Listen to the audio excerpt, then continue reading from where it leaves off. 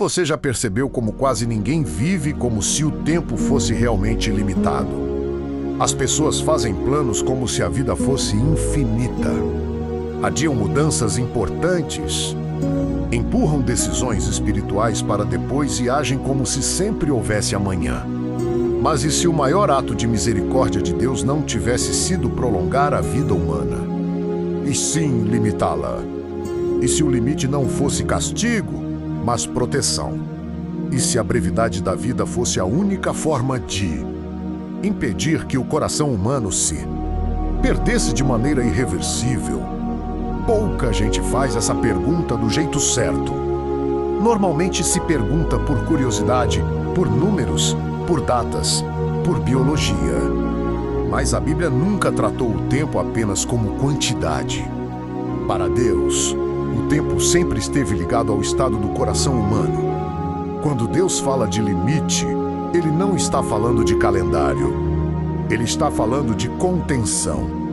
Contenção do mal, contenção da soberba, contenção da ilusão de autossuficiência, que nasce quando o homem acredita que tem tempo de sobra. Existe algo profundamente perigoso em uma vida longa demais em um mundo caído.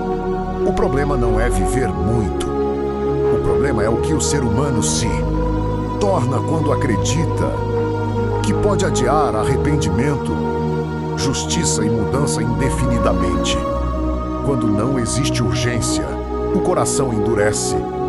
Quando não existe fim à vista, a consciência se acomoda. E é exatamente aí que a Bíblia nos conduz. Não para uma explicação confortável, mas para uma verdade desconcertante. Talvez você nunca tenha pensado nisso dessa forma, mas o limite da vida humana está diretamente ligado ao amor de Deus pela alma, não ao medo da morte. A morte não entrou no mundo como uma solução perfeita, mas em um mundo dominado pelo pecado, ela passou a funcionar como um freio, um ponto final que impede que a corrupção se eternize.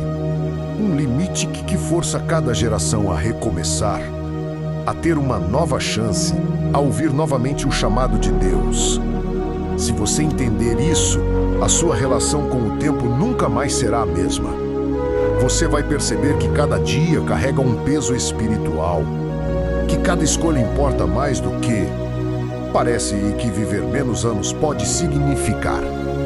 Viver com mais consciência, mais humildade, mais dependência de Deus. Mas para chegar até essa clareza, precisamos voltar